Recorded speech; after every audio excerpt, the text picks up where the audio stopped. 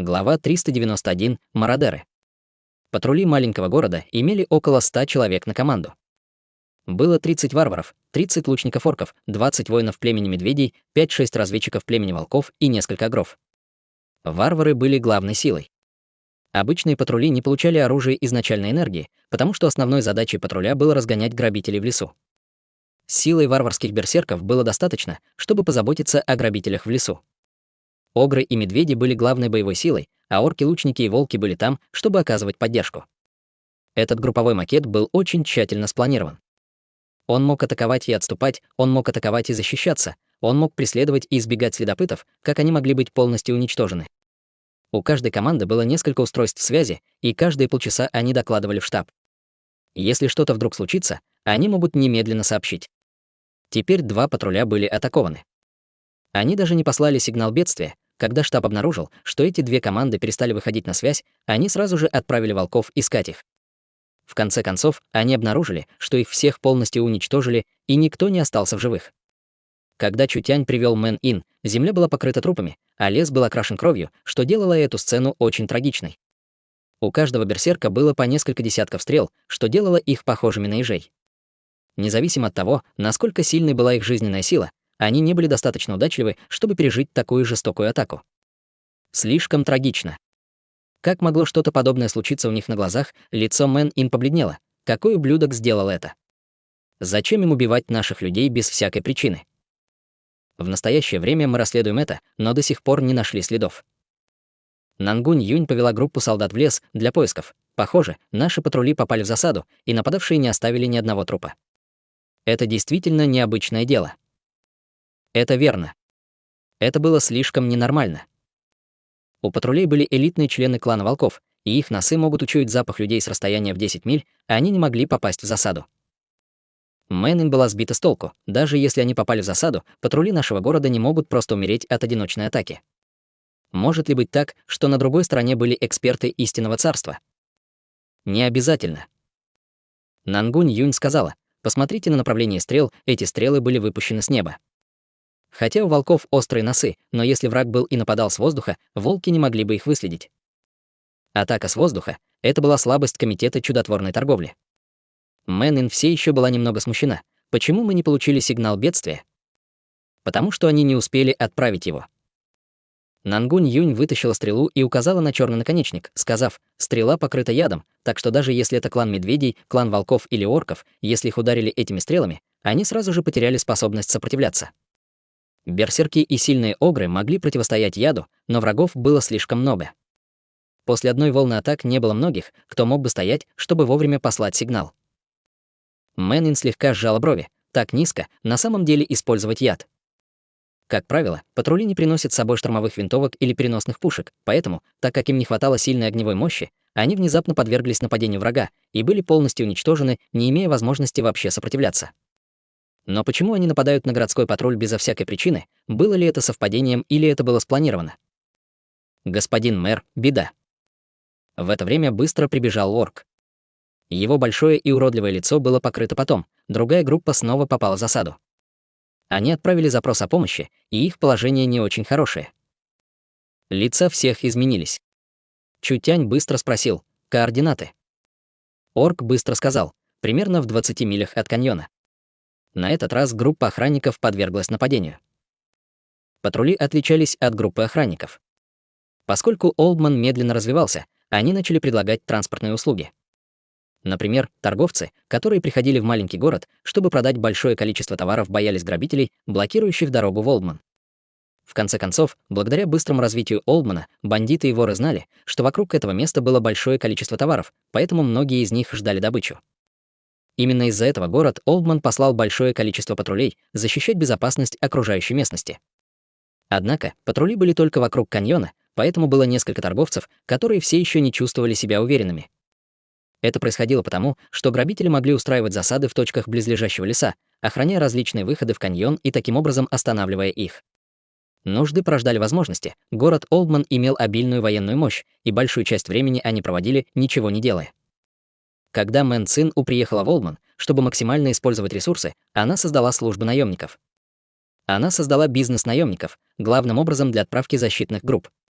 Если бы торговцы не были уверены, они могли бы нанять солдат, чтобы мощная элитная армия сопровождала их из этого региона.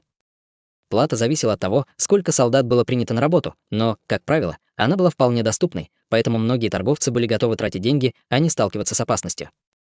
Это увеличивало их доход и успокаивало заботы торговцев, что было выгодно для долгосрочного развития города Олдман. Те, на кого напали, были группой охранников. Когда группа чуть и не обросилась, было уже слишком поздно. Битва здесь только что закончилась, и они были полностью уничтожены. Было несколько тяжелораненых варваров и агров, которые не умерли из-за своей сильной жизнеспособности, будучи едва спасены. Так много стрел, так много стрел. Глаза Варвара расширились, и его разум был очень размытым. Он с большим трудом сказал: «Летучие мыши, так много летучих мышей». Летучие мыши, Чутянь больше не мог ничего узнать и только махал рукой: «Быстро отправьте их обратно на лечение». «Босс, здесь что-то есть», — позвала Нангунь Юнь из леса. Она нашла гигантскую летучую мышь, которую сбили пушкой изначальной энергии. Она была не одна, в кустах была куча мертвых летучих мышей. Охранники отличались от патрулей. У охранников было оружие изначальной энергии, поэтому, даже если они столкнулись с воздушно-десантными подразделениями, они все равно могли дать отпор. Те большие летучие мыши, которые были мертвы в лесу, они должны быть главным виновником этой засады. Мэнин внимательно осмотрела летучих мышей несколько раз. Эти летучие мыши были действительно большими, каждая из них была сильной и крепкой, и у них были длинные когтистые лапы, но они не были разумными существами. Недалеко было странное, сильное и крепкое зеленокожее существо. Это существо было похоже на орка с такой же зеленой кожей, но у него было большое количество полос. В настоящее время он нес колчан с отравленными стрелами и длинный лук. Чутянь поднял брови, пробормотав: «Лесные тролли». Лесные тролли были обычной росой в лесу. Тролли обладали врожденными навыками алхимии и считались мастерами алхимии в лесу, но они были алчны по своей природе, естественно, любя воровать у других. Если бы охранники не были обеспечены оружием изначальной энергии, они не получили бы никаких травм. Чутянь поднял брови и сказал: «Теперь все можно объяснить. Тролли обучают летучих мышей, и, хотя они только звери первого уровня, они считаются достаточно сильными для зверей первого уровня. Они обладают очень сильной взрывной силой на средних и малых дистанциях, а их ультразвуковые волны могут исследовать большие участки леса, поэтому они могут захватывать армии с большого расстояния. Это позволяет им устраивать точные засады, от которых никто не может защититься. Тролли преуспевают в алхимии, поэтому, если они используют свои ядовитые стрелы, они могут разрушить боевую мощь нашей армии». Мэнин была еще больше сбита с толку. Троллям вдруг стало очень скучно. Зачем им делать это без причины? Чутянь посмотрел на трупы троллей и обнаружил странную татуировку. Это было похоже на меч, вставленный в череп. Что это за знак? У каждого тролля была одинаковая отметка. Чутянь чувствовал, что это очень странно.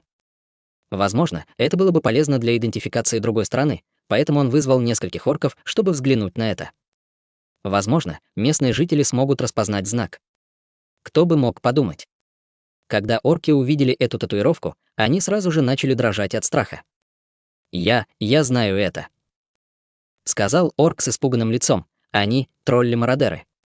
Все кончено, мы в поле зрения мародеров, все кончено. Маленький город не может быть защищен. Черт, что за чушь ты несешь?» Нангунь Юнь прямо ударила его. «Твоя мать не может быть защищена. Если ты продолжаешь говорить ерунду, веришь или нет, я забью тебя до смерти». «Нангунь». Чутянь остановил Нангунь Юнь. Он чувствовал, что эта ситуация не была простой. Что за мародеры? Жестокая натура Нангунь Юнь очень напугала орков, поэтому они могли только честно признаться. Не все расы в лесу хаоса селились в городах или деревнях, было несколько рас, которые были кочевниками. И раса троллей была очень известной кочевой расой. Мародеры были очень известной организацией среди троллей. Они появлялись и исчезали как саранча, оставляя все за собой бесплодным. Знак мародера был татуировкой черепа, и они приручали большое количество летучих мышей. Это было потому, что летучие мыши обладали сильными способностями к эхолокации, которые могли позволить мародерам находить местных жителей, которые прятались в лесу, горах или даже в более отдаленных уголках. Мародеры полагались на этот метод грабежа, чтобы зарабатывать на жизнь. Мародеры были безумцами и даже осмеливались грабить большие силы леса, поскольку у троллей не было определенной жилой площади, каждый раз, когда за ними гонялись могущественные люди, они немедленно рассеивались. Независимо от того, насколько сильны местные власти, они не могли их поймать. Как только опасность миновала, мародеры снова сгруппировывались. Было очень трудно иметь дело с группой, поэтому, независимо от того, кто объявлял на них охоту, им всегда удавалось выходить сухими из воды. Сейчас они только нападали на патрули и охранников маленького города. В конце концов, город Олдман был подземным городом, и троллям было бы нелегко вторгнуться. Они могли использовать этот метод только для давления на маленький город, а также ограбления некоторых предметов. Мэнин была очень недовольна испуганными орками. Если они посмеют появиться снова, мы убьем их всех. Чего бояться? Ты не знаешь, но есть много мародеров. Орки все еще дрожали, у них странные передвижения, и никто не может их отследить, поэтому никто не знает, где они появятся. Даже большие племена были напуганы, нас всего несколько человек, этого недостаточно. Я думаю, что после того, как мародеры закончат свою демонстрацию, они огласят свои требования. Им просто нужно что-то, чтобы удовлетворить их, это лучше, чем быть истребленными. Нангунь Юнь сердито бросилась избивать его. Чутянь остановил ее. Нангунь, не будь импульсивной. Ситуация очень особенная, мы должны разрешить ее прямо сейчас. Богатство Олдмана, конечно же, привлекло голодную саранчу. Но Чутянь никогда не думал, что они столкнутся с таким неприятным врагом. Вопрос о нападении на охранников уже должен был распространиться в Олдмане. Местные жители, которые приехали, чтобы жить и вести бизнес, будут полны страха и могут даже убежать из-за этого. Что было еще хуже, так это то, что большие племена не осмелились оскорбить этих мародеров и могли бы уйти из Олдмана из-за их угроз или даже просто пойти на компромисс с мародерами. Тогда у этого недавно созданного небольшого городка будут повреждены основы. Чутянь определенно не мог этого допустить. Этот маленький город был первым шагом Комитета чудотворной торговли в развитии в лесу хаоса. Если они не могли даже выполнить первый шаг, как они могли реализовать следующие планы?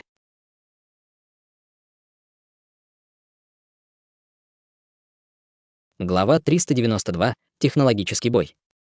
Мародеры продолжали атаковать, в результате чего число жертв в маленьком городе возросло до 1000. Всего в армии союзников погибло более 500 человек. Бумага не может покрыть огонь.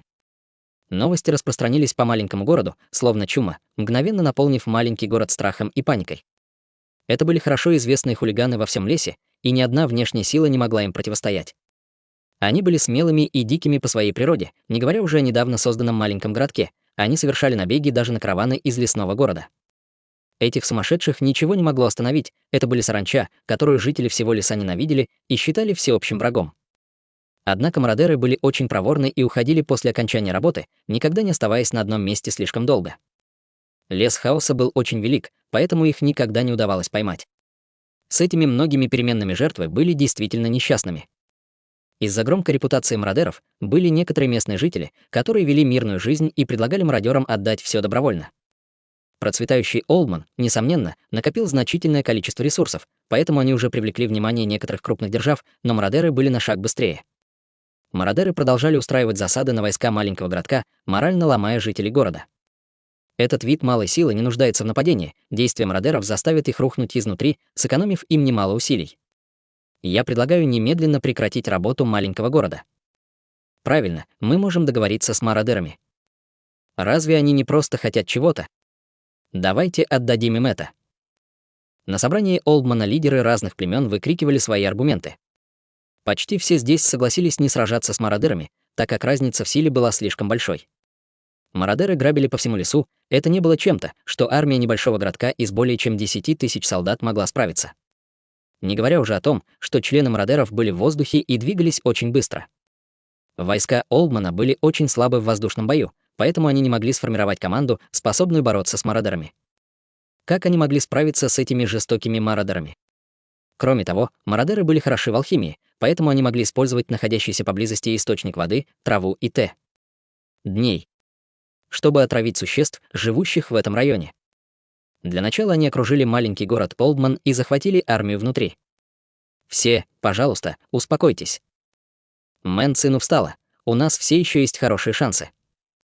На самом деле, с личностью Мэн Цину лучшим способом было запечатать маленький город. Олдман находился под землей, поэтому мародеры с их превосходством в воздухе не подходили для нападения на этот город. Что касается осады, это было невозможно. С помощью пространственной и транспортной технологии Комитета чудотворной торговли маленький город не мог быть запечатан, так как все необходимые материалы могли транспортироваться снаружи. Как долго мародеры могут продолжать гоняться за ними? Не забывайте, что они были печально известной организацией и не смели оставаться в одном месте слишком долго. Пока комитет чудотворной торговли продержится немного, мародеры не посмеют продолжать атаковать. Хотя этот план был безопасным, он все еще был последним средством. Город Олдман понесет большие потери, и нестабильный союз может распасться. Самым важным было то, что Мэн Цин упонимала Чутеня. Для Чутеня спрятаться словно черепаха в панцирь было так же трудно, как солнцу взойти с запада. Комитет чудотворной торговли хотел создать базу в лесу. Они не могли избегать групп, подобных мародерам вечно, не так ли? «Вам всем не нужно паниковать», — спокойно сказала Мэн Цину. Комитет чудотворной торговли обладает передовым оружием из изначальной энергии, поэтому эти воздушные мародеры не имеют превосходства в борьбе с сильной огневой мощью. У нас есть возможности сопротивляться. Все смотрели друг на друга в полном смятении. Единственной переменной теперь мог стать лишь комитет чудотворной торговли. Никто не был уверен в том, насколько силен комитет чудотворной торговли, потому что эта компания всегда держалась очень таинственно. Их сильные берсерки, невероятно летальное оружие изначальной энергии и многие вещи, которые они не могли понять, всегда впечатляли. Возможно, комитет чудотворной торговли действительно может пойти против мародеров. Местный житель встал и сказал: «Даже если комитет чудотворной торговли может пойти против мародеров, наши племена не могут сделать то же самое. Если мародеры в ярости предпримут контратаку, наши племена не смогут им противостоять». Это верно, у каждого была часть города Олдман. Все могут быть уверены, что комитет чудотворной торговли не станет действовать опрометчиво.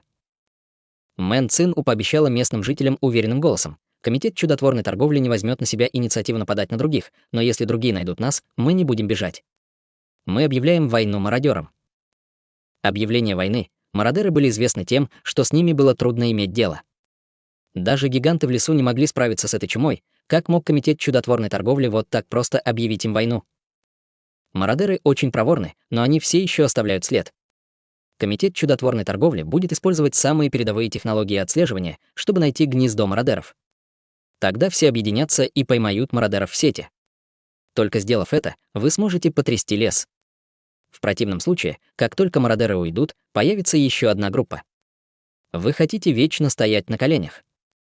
Комитет чудотворной торговли хотел уничтожить мародеров. У местных жителей были странные выражения, когда они шептались друг с другом, наконец решив посмотреть со стороны. Они решили посмотреть, что сделает комитет чудотворной торговли, прежде чем что-то сказать.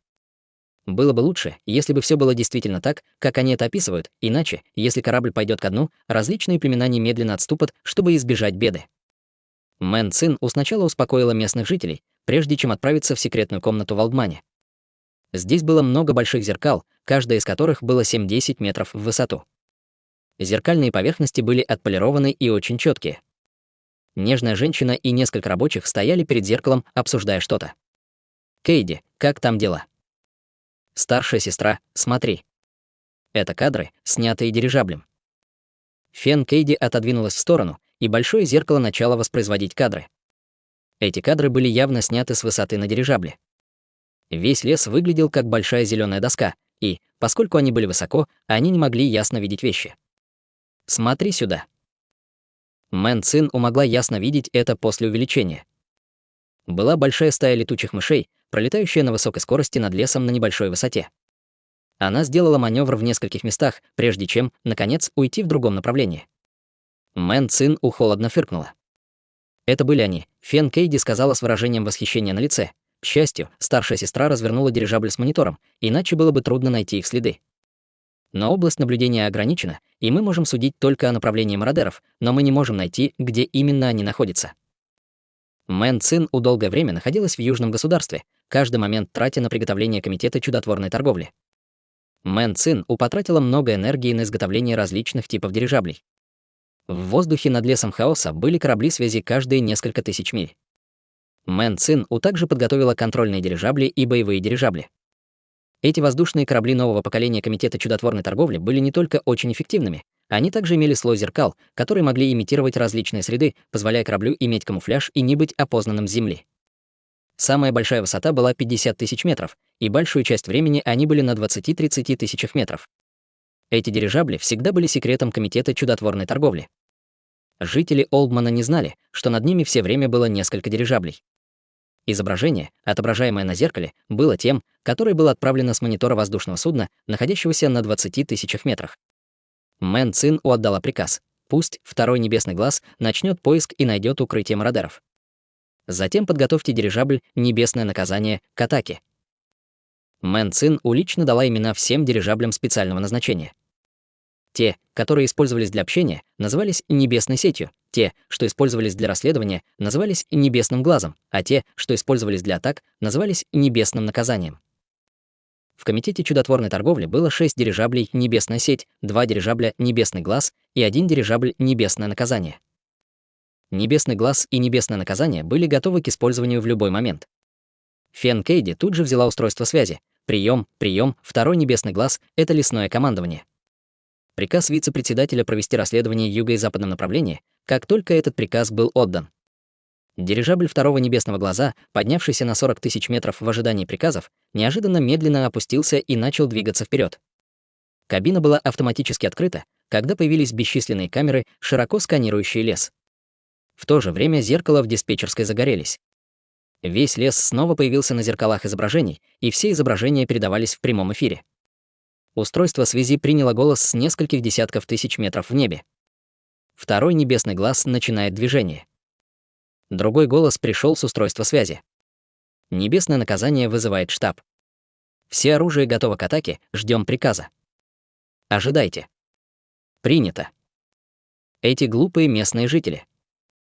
Фэн Кейди выключила устройство связи, она выглядела взволнованной. Они знают, кого они разозлили.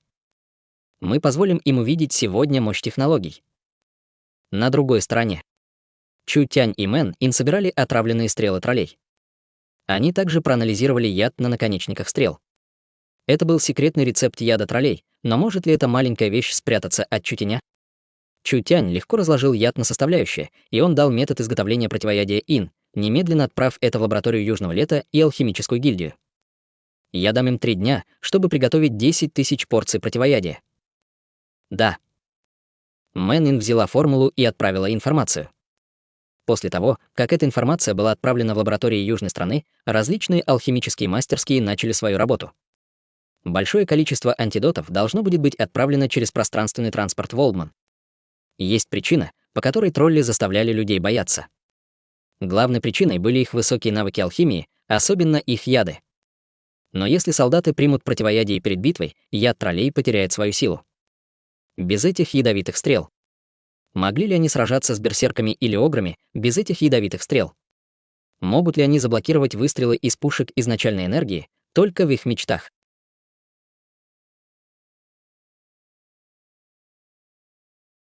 Глава 393. Лесная конференция. Мэн Ин получила известие из страны Южного Лета, в котором говорилось, что противоядие уже в процессе создания. Противоядие, которое обнаружил Чу Тянь, не только было очень легким, но и состояло из обычных материалов. Комитету чудотворной торговли с контролем над ресурсами страны Южного Лета не затруднит их создание, поэтому в ближайшее время будет отправлено большое количество противоядий. Что мы должны подготовить теперь? До прибытия противоядий мы не можем биться лицом к лицу. Нам нужно избегать нападений мародеров в течение следующих нескольких дней, а также выяснить, где они прячутся. Чу Тянь погладил подбородок и подумал: я назначу время и поговорю с троллями. Что ты сказал? Красивые глаза Мэн Ин стали большими вопросительными знаками. Есть ли проблемы с твоей головой? О чем с ними говорить, и ты думаешь, они придут так легко?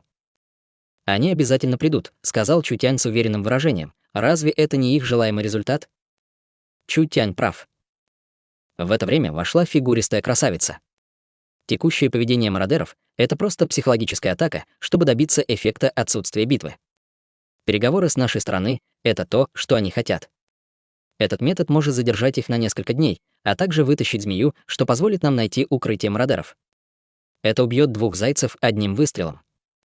Так вот как, сказала Мэн Ин, в этом есть смысл. Но как нам связаться с другой стороной?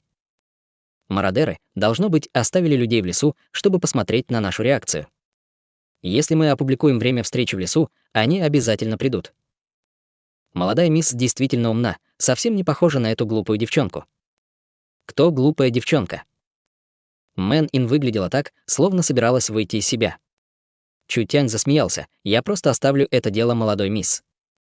Работа Мэн Цин У была быстрой и четкой, сразу же лично написав письмо. Она искренне попросила мародеров прекратить их убийство и пригласила их в долину за пределами каньона Олдмана через 3 дня. Мэн Цину боялась, что тролли не поймут, поэтому она тщательно написала это на 3 языках леса. Затем она сделала 100 копий этого запроса и заставила людей разместить их во всех заметных местах леса. Этот шаг был действительно полезным. Город Олдман больше не подвергся нападениям. Если они не угадали неправильно, когда мародеры увидели время встречи, они сразу же начали пить, празднуя победу над этой легкой добычей. Затем они подзарядились и ждали переговоров в течение 3 дней. За эти несколько дней большое количество противоядий было отправлено партиями в небольшой город через космический склад. Чутянь не сидел без дела. Он специально сделал несколько массивов, которые сформировали бы специальный источник энергии. Функция этого массива была очень простой. Она нарушала и ослабляла звуковые волны. Тролли были хороши в одомашнивании летучих мышей, и эти летучие мыши были не только их способом передвижения, но и их глазами. Их сильные способности к исследованию при помощи ультраволн сделали очень трудным избежать слежки мародеров. Но тот факт, что тролли полагались на навыки поиска летучих мышей, заключался в том, что, если летучие мыши не могут использовать эту способность, это будет неожиданным ударом для троллей. 3 дня пролетели быстро. Мэн Цин усмотрела на экран в диспетчерской, когда обнаружила группу подозрительных фигур. Когда она увеличила изображение, она сразу же показала радостное выражение. Более 1000 мародеров вылетели из пещеры в нескольких сотнях километров, в настоящее время двигаясь на высокой скорости в направлении Олдмана. Вот оно, это было укрытие мародеров. Мэн Цин У немедленно отдала приказ о начале военных действий. Первое небесное наказание. Немедленно направляйтесь в целевой сектор. Ждите команды и готовьтесь к атаке. Первое небесное наказание, приказ получен. Большой дирижабль Комитета чудотворной торговли начал медленно подниматься на десятки тысяч метров в воздух. Это плохо, это плохо. В это же время Волк вбежал в город в панике. Большая группа мародеров идет. Когда жители города услышали это, они все были в шоке. Мародеры наконец-то начали свою атаку. Чутянь, казалось, успокаивал всех. Вам всем не нужно паниковать, это всего лишь маленькая ловушка, которую мы установили. Мы нашли укрытие мародеров, и армия Олдмана уже была развернута. Мы уничтожим их и потрясем весь лес. Это. Местные жители показали сомнения. Комитет чудотворной торговли так быстро нашел укрытие мародеров. Не похоже, что они что-то сделали за последние несколько дней. Не так ли, армия Олдмана была полностью приведена в боеготовность? Комитет чудотворной торговли разослал 6000 берсерков, 800 штурмовых винтовок, 200 переносных пушек, и большинство из них держали в руках автоматы изначальной энергии, и у каждого человека были гранаты изначальной энергии. Они были готовы к решающей битве. Вивиан также привела 1000 эльфов на их единорогах к участию в битве. Если даже эльфы участвовали, по какой причине они могли не верить? Они вернулись в свои племена, и их воины готовились к битве. На самом деле, для Комитета чудотворной торговли достаточно было всего лишь воинов маленького города.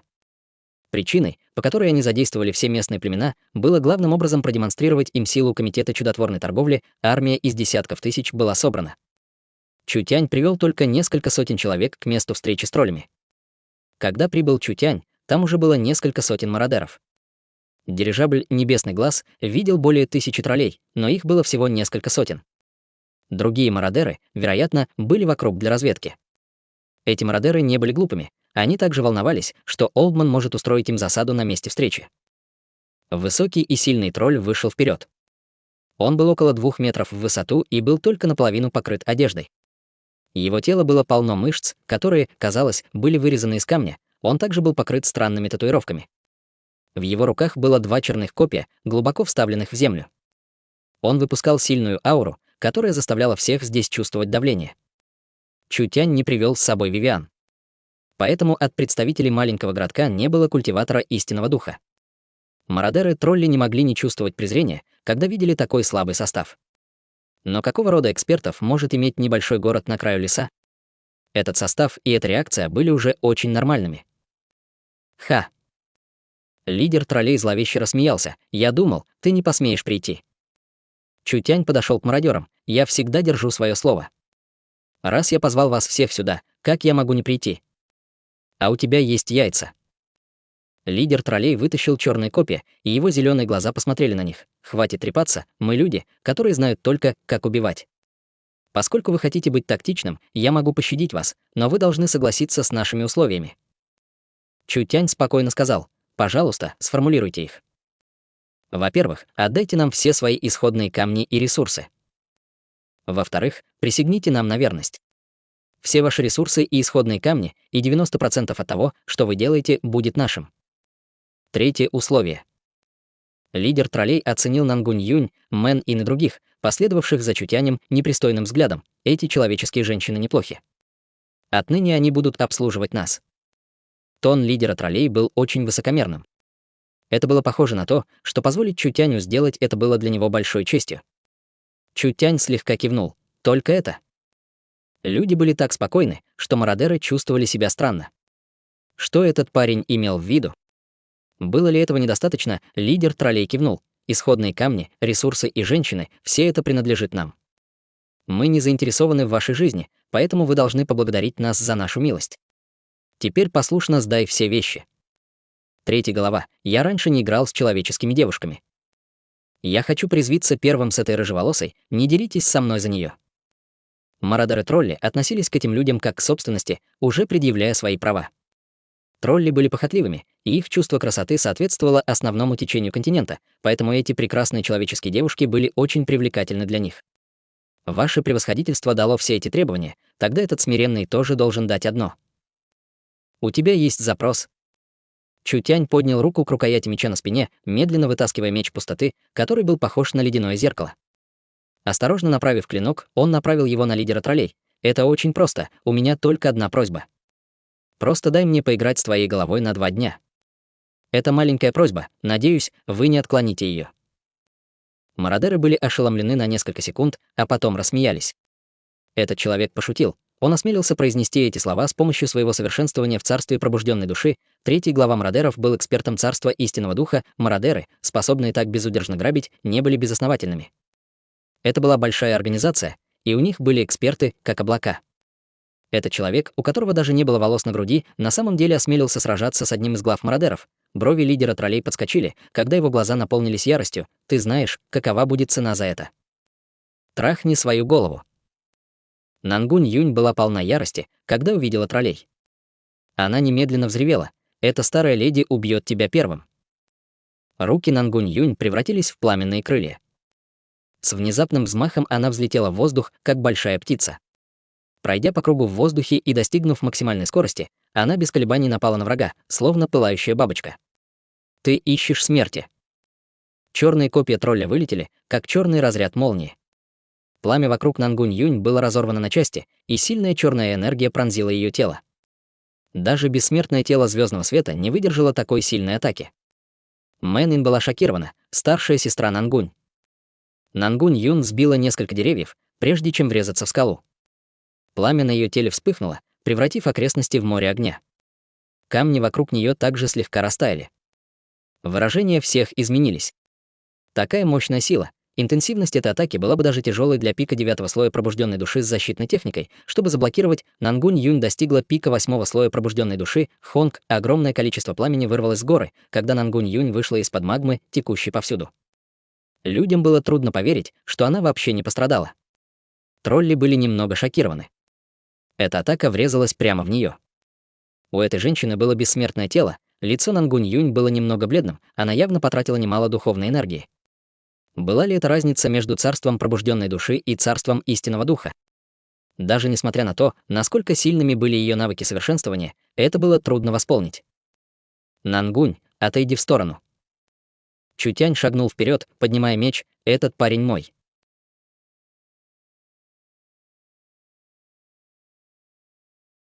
Глава 394. Множественный удар пустоты. У всех подчиненных Чутяня была своя работа. Мэн Цин отвечала за компанию, Мэн Ин за помощь различным департаментам, а Нангунь Юнь была лучшим воином среди его работников, поэтому она стала человеком, получившим самое целенаправленное обучение. Хотя она была только в пике 8-го слоя пробужденной души, она могла сражаться с кем-то в пике 9-го слоя пробужденной души. Тем не менее, даже с таким боевым талантом, хотя было несложно бороться с теми, кто выше по уровням, ей было нелегко сражаться с врагами выше в царствах. Разница в царствах была как небо и земля. Если культиватор пробужденной души боролся с культиватором усовершенствованного тела, или если культиватор истинного духа боролся с культиватором пробужденной души, все было решено заранее.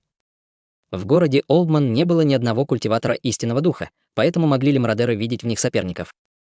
Этот паренек действительно не знал добра и зла, на самом деле осмелился быть таким наглым. Это была просто просьба о смерти. Ты действительно хочешь сдохнуть? Лидер мародеров хладнокровно рассмеялся. Почему бы мне не помочь тебе? Двое из них противостояли друг другу.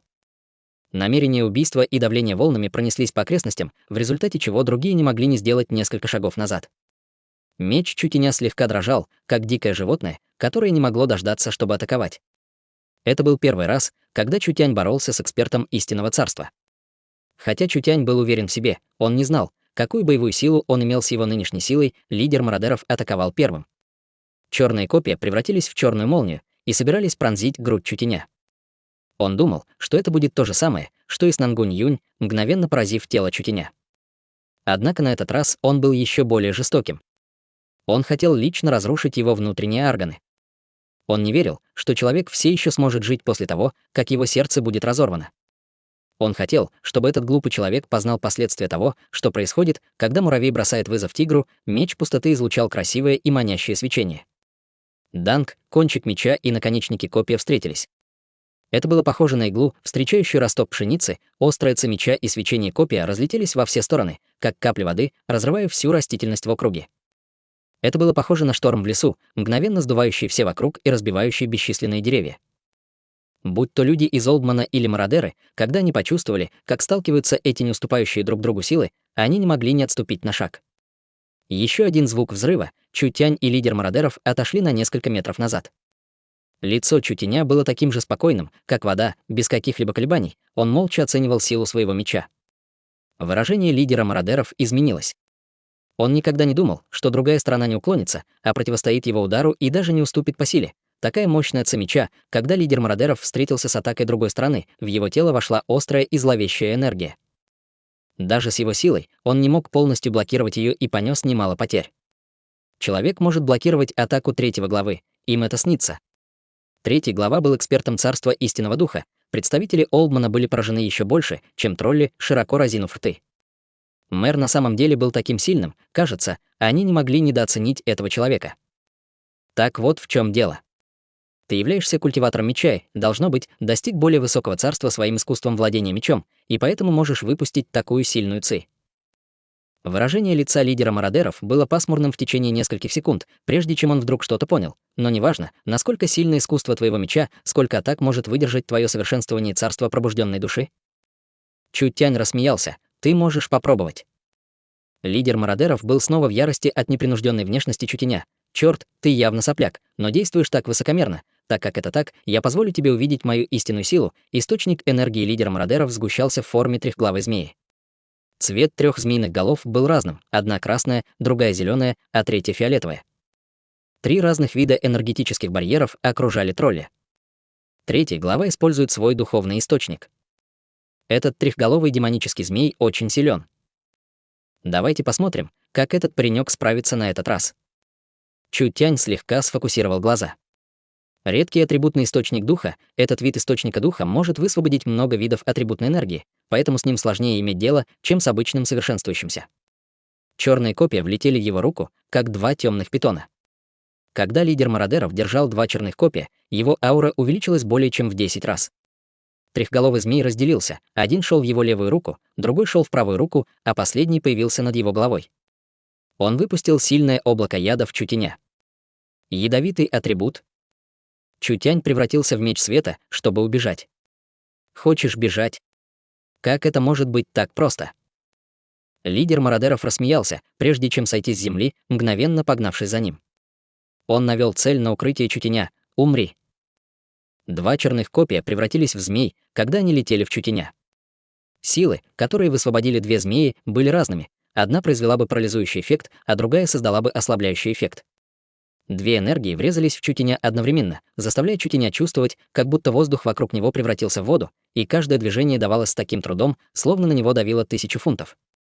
Такой странный источник духа, атаки лидера мародеров вызывают негативные последствия для врагов, поэтому он уменьшает сопротивляющиеся способности другой стороны. Даже культиватор царства истинного духа того же уровня попадет в этот трюк, не говоря уже о культиваторе пробужденной души. Культиватор пробужденной души не сможет вообще противостоять параличу и ослаблению. Большинство культиваторов пробужденной души вообще не смогут сопротивляться. Меч.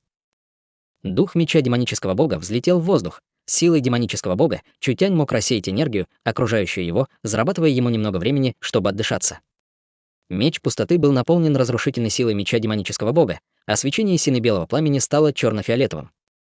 Интенсивность мощности удвоилась, а летальность увеличилась более чем в 10 раз. Призрачный удар пустоты. Чутянь выпалил, не колеблясь ни секунды. Пылающий меч пустоты врезался в двух демонических змей, а ревущее пламя и разрушительная сила полностью развеяли двух змей. Со звуком взрыва обе стороны отлетели. Они были равны снова, обе стороны использовали источник духа. Чутянь мог использовать одну атаку мечом, чтобы рассеять силы источника духа лидера мародеров. Глядя на это, Чутянь действительно взял верх в этом противостоянии, лидер мародеров был шокирован и рассержен. Он даже впал в ярость. «Чёрт, я хочу посмотреть, как долго ты сможешь продержаться». Можно считать, что лидер мародеров попробовал силу Чутяня. Этот парень не использовал уловки вообще.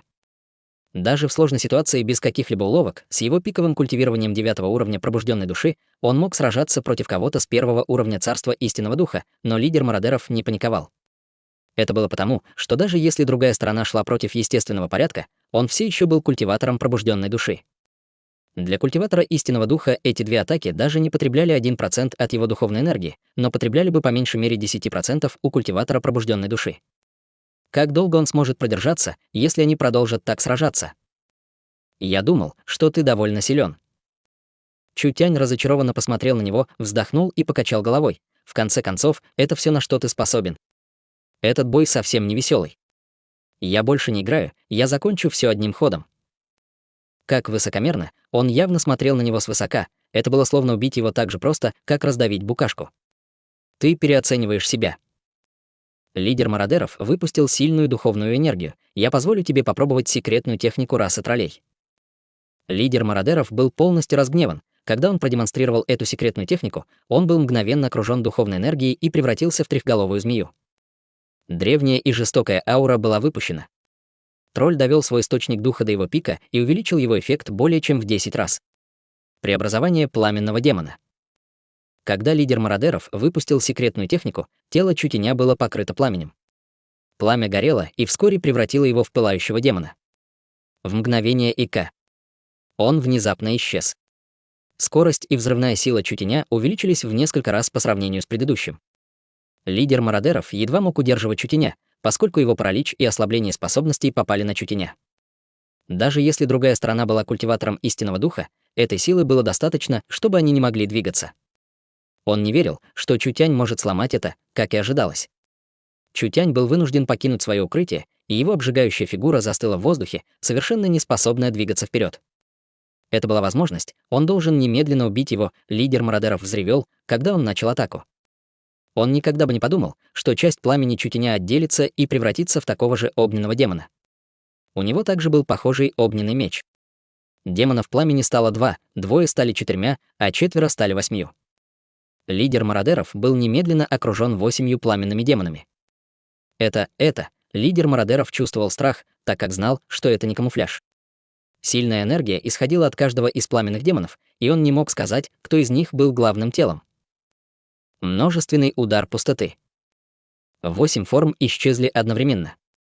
Бесчисленные огни мечей образовали сеть, мгновенно разделяющую тело лидера мародеров. Это была непреодолимая аура, которая расколола тело лидера мародеров на бесчисленные кусочки, мгновенное убийство. Это было слишком быстро, лидер мародеров вообще не мог сопротивляться. Множественный удар пустоты был главной атакой царства совершенства пламенного меча пустоты. Это позволило Чутяню мгновенно сформировать клонов, и каждый клон имел 100% мощности основного тела. Это было равносильно мгновенному дублированию своей силы несколько раз, и в сочетании с секретным искусством преобразования пламенного демона даже эксперт царству истинного духа не смог его заблокировать. 3 глава мертв. Мародеры были ошеломлены. Они никогда не могли представить себе, что все так закончится. После того, как Чутянь убил культиватора истинного духа, он потратил немало духовной энергии. Он немедленно принял несколько пилюль, чтобы исцелиться, и отдал приказ убить их всех. Тролли даже не успели среагировать. Оружия изначальной энергии были подняты, и шквал пуль изначальной энергии заполнил весь лес. У троллей не было возможности дать отпор этой мощной и ужасающей атаке. Когда они ощутили силу пуль изначальной энергии, они наконец-то осознали реальную силу Олдмана, было уже слишком поздно, эти ребята были обречены на смерть здесь. Чу Тянь сказал, мародеры будут реагировать очень быстро. Прежде чем они сбегут, мы должны одним махом уничтожить их крепость и полностью уничтожить эту отвратительную чуму. Испытав мощь Чутяня и его армии, жители Олдмана больше не колебались.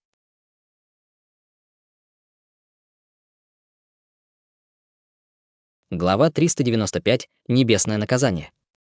Чутянь прикончил этих мародеров и больше не оставался здесь. Он сразу же повел Нангунь Юнь, Мэн Ин и других быстро встретиться с молодой мисс. Это была дорога, которая находилась всего в 50 милях от укрытия мародеров. Мэн Цин возглавила армию из 30 тысяч человек, отправленных из Олдмана, и вошла в джунгли. Они осторожно двигались по джунглям, готовясь к атаке. «Старшая сестра, мы сделали это». Мэн Ин побежала к Мэн Цин с лицом, полным счастья. Она сказала тихим голосом своей старшей сестре, «Чутянь убил лидера в одно мгновение, но некоторые из них сбежали от нас, и, возможно, они уже доложили о произошедшем. Если мы не атакуем сейчас, возможно, мародеры сбегут». Дополнительная сила еще не прибыла. Нангунь Юнь обнаружила, что засада в джунглях состояла полностью из армии Олдмана. Разве местные племена не сказали, что они отправят свою элиту? У мародеров более 70-80 тысяч человек, и все они опытные в бою, у них также есть прирученные летучие мыши. Как мы победим таким числом? У нас нет времени их ждать. Мэн Цин не была удивлена. Эти местные жители с подозрением относились к комитету чудотворной торговли, и хотя они сказали, что отправят поддержку, на самом деле они будут двигаться очень медленно. Было ясно, что они не хотят идти первыми, поэтому они остались, чтобы подождать и посмотреть. Если нападение станет неблагоприятным, они обязательно повернутся, чтобы бежать. Они не рискнули бы обидеть мародеров, чтобы помочь комитету чудотворной торговли. Конечно, если бы это нападение было гладким, они, возможно, помогли бы. Но все это не важно. Чутяню было все равно. Если бы они зависели от этих парней, то этот бой вообще мог бы не продолжаться. Этот бой комитета чудотворной торговли не только для того, чтобы побить кучку лесных грабителей, но и дать шанс продемонстрировать силу комитета чудотворной торговли. Это был хороший шанс убить некоторых людей в качестве предупреждения. Таких грабителей, как мародеры, было бесчисленное множество, поэтому им пришлось бы бить одного за другим без конца. Единственный способ состоит в том, чтобы устроить красивую битву и уничтожить другую сторону, что будет сдерживать бесчисленное количество местных жителей и грабителей. Скорее всего, это предотвратит повторение чего-то подобного. Комитет чудотворной торговли не просто должен был продемонстрировать свою силу своим потенциальным врагам, они также должны были продемонстрировать это своим потенциальным союзникам. В лесу хаоса сила была всем. У кого был кулак сильнее, имел право говорить. Если бы у комитета чудотворной торговли было достаточно сил, кто бы осмелился отказаться от подчинения им, у комитета чудотворной торговли был лишь небольшой участок земли на краю леса, и они еще не коснулись гигантских сил. Лесные гиганты не придут, чтобы спровоцировать комитет чудотворной торговли, и если никто не осмелится прикасаться к комитету чудотворной торговли здесь, они смогут развиваться безопасно и стабильно. Будь то демонстрация или шоу, этот бой должен быть красивым. Чутянь подтвердил перед атакой, как продвигается подготовка. Мы можем подтвердить, что другая сторона прячется в пещере, и небесное наказание находится в лучшем положении атаки с 5000 метров. Затем Мэн Цин добавила, сформированный тобой массив, вызывающий помехи, уже размещен и скрыт в лесу, где его нелегко будет найти. Так как это так, тогда начинаем. Чутянь удовлетворенно кивнул. Пусть эльфы несут ответственность за тыл, а остальная армия будет сражаться. Эльфы не были частью маленького города. Чутянь не хотел, чтобы эльфы умирали в бою, а потом эти парни приходили к нему устраивать проблемы.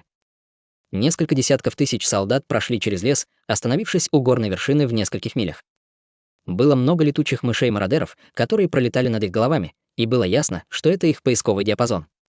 Мародеры не знали, что комитет чудотворной торговли может скрыться от ультразвуковых волн летучих мышей, но несколько десятков тысяч человек были немалым числом. Если они приблизятся, очень вероятно, что они будут обнаружены. Этих приготовлений достаточно. Чутянь подал руку Мэн Цину. Начинаем. Берсерки направятся первыми, а остальные за ними. 6000 варваров-берсерков вышли в лес с оружием изначальной энергии. Мэн Цину достала устройство связи, которое было подключено к дирижаблю над ними. Наказание небес, я Мэн Цину. Подтвердите цель и начните атаку. Повторяю, начните атаку. Наказание небес, приказ получен. Низкий и глубокий звук исходил от устройства связи. Союзная армия в лесу чувствовала себя странно. Они не знали, что делает Чутянь, заставляя их скрываться в лесу. Однако никто не осмелился ослушаться Чутеня, поэтому они могли только продолжать скрываться там. Дирижабль небесного наказания представлял собой гигантский дирижабль, покрытый отражающими зеркалами. Эти зеркала были не обычными зеркалами, а зеркалами для передачи изображений, которые могли принимать различные изображения, а также одновременно отображать полученное изображение, поэтому передняя и задняя части выглядели прозрачными. Глядя на дирижабль с небольшого расстояния, можно увидеть только слабые очертания. А если смотреть на него издалека, то было бы еще труднее различить невооруженным глазом. Это был дирижабль, созданный по их нынешним технологиям, и он мог считаться призраком в воздухе. Цель установлена. Высота около 5000 метров. Скорость ветра нормальная, среда нормальная. Активируйте 100 бомб для высотных бомбардировок. Кабина дирижабля открылась, чтобы открыть бомбовый отсек. Внутри были вставлены метровые бомбы, похожие на черные мечи. Бомбы были полностью черными и покрытыми большим количеством рун. В скважинах в виде сот можно было смутно видеть сильно сжатое кристаллическое масло. Мощность этой бомбы была равна 100 гранат изначальной энергии. Эта волна бомб была равна энергии взрыва 10 тысяч гранат одновременно. Активировать. Эти длинные мечеподобные бомбы были активированы, и руны на них начали светиться. Как будто энергия начала течь через них, и с громким звуком они отделились от бомбардировочной бухты, падая на землю, как метеоры. Эта скорость была невероятно быстрой. Это была естественная скорость падения. Это произошло потому, что на бомбах находилась руна, увеличивающая вес, поэтому после активации рун бомбы становились в несколько раз тяжелее. Каждая бомба станет несравнимо тяжелой и будет притягиваться гравитацией, увеличивая их скорость, чтобы она могла упасть прямо вниз и не подвергаться воздействию ветра. Сотни бомб упали с огромного неба, и они были не очень заметны, как 100 камней, падающих на гору. Однако, когда эти крошечные черные пятна коснулись горы, бабах, весь лес дрожал, когда высвободилось большое количество света и тепла. Страшное энергетическое облако наполнило воздух, когда казалось, что вся гора дрожала от землетрясения. Эта стремительная волна воздуха разлетелась на части окружающих лесов. Первая волна бомбежек завершена. Уровень опустошения составляет менее 5%. Отрегулируйте нашу позицию. Приготовьте 500 бомб для второй волны. Это первая волна атак просто для проверки. Вторая волна имела 500 бомб, и ее мощь была в несколько раз выше, чем первая. Когда они одновременно упали на гору и взорвались, выпущенный свет был таким же ярким, как солнце на небе. Армия маленького города и местные жители, наблюдающие на расстоянии, были шокированы этой ужасающей сценой. Они, наконец, поняли, что значит сломать саму Землю, но факт, который сделал их наиболее испуганными, был тем, что они не могли понять, как это вообще произошло. Как будто этот взрыв взялся из ниоткуда, третья волна взрывов. На этот раз было 1000 бомб, вся горная вершина была покрыта бомбами, и большая ее часть откололась. Пламя наполнило окружающие леса, и земля была сожжена дотла. Ударная волна распространилась на целых 10 миль, и все деревья были снесены. Даже весь воздух был полностью выжжен и наполнен пылью и углем, затуманивая взгляд. Задача небесного наказания выполнена. В настоящее время мы покидаем текущую высоту. Все оружие на дирижабле «Небесное наказание» было выпущено. Поэтому они эвакуировались и вернулись на безопасную высоту. Скорость и сила атаки были слишком мощными и внезапными. Если бы кто-то был в центре бомбардировки, даже высокому уровню культиватора истинного духа было бы трудно сбежать. Когда мародеры не были готовы, их внезапно начали бомбить, возможно, их потери будут 50%, и это уже была оптимистичная оценка, эта крупная организация лесных грабителей еще не начала воевать и даже не знала, что произошло до того, как они были уничтожены Комитетом чудотворной торговли. «Все в атаку! Убейте мародеров!» — крикнул Чутянь в громкоговоритель. Это последствия оскорбления Комитета чудотворной торговли. Несколько десятков тысяч солдат увидели удивительный метод Комитета чудотворной торговли и были полны морали. Они немедленно подняли свое оружие и ворвались в море огня. Удачливые мародеры перевернули горящие горные скалы и с большим трудом выползли, лишь увидев большое количество берсерков в тяжелой броне, атакующих их. Эти яростные энергетические атаки начали стрелять. Прозвучали звуки жалких криков. 6000 берсерков и несколько тысяч пушек изначальной энергии, под давлением этой огневой мощи, сколько тяжелораненых мародеров все еще могут спастись. Это была в основном бойня. Председатель отдал приказ. Убить их всех. Союзная армия искала мародеров, убивая каждого, которого находили. Они ничего не говорили и определенно не проявляли пощады. Для мародеров это был просто беспрецедентный кошмар. 80 тысяч мародеров, целых 80 тысяч мародеров — это была очень подвижная сила с разведывательными способностями. Хотя они не могли сформировать режим, они все еще буйствовали в лесу в течение многих лет и никогда прежде не были истреблены. Теперь их уничтожили всего за пару минут. Когда лидер мародеров выполз из обломков, он посмотрел на море огня вокруг них, обнажив очень уродливые выражения на своем жестоком лице. Он сказал испуганным и сердитым голосом: «Что случилось? Что, твою мать, здесь произошло?» Внезапно перед ним появилось пространственное колебание. Эльфийская девушка создала пространственную трещину. Лицо лидера мародеров изменилось, немедленно нанеся удар, который прошел через Вивиан, но не смог ударить ее. Культивирование лидера мародеров было примерно таким же, как и у Вивиан, и он мог бы сломать побег пустоты, атакуя он изо всех сил, но нынешний он был уже ранен. Эта атака произошла внезапно, и он не мог собраться с силами вообще. Когда лидер мародеров был немного ошеломлен, Вивиан махнула рукой. Небольшой пространственный разрез, который было трудно увидеть невооруженным глазом, прошел через лидера мародеров, и его глаза округлились от шока. Он медленно посмотрел вниз с недоверием, увидев, что его тело отрезано от середины, в настоящее время медленно распадается на части. Разрез был очень гладким, наполняя его страхом. Нет, это не невозможно, это должно быть сном, это должен быть кошмар, лидер мародеров умер, не осмеливаясь поверить в то, что произошло, в конце концов, он только что был в пещере, выпивая со своими братьями на праздновании. Такого рода изменения происходят в одно мгновение, никто не посмеет в это поверить. Лидер мертв.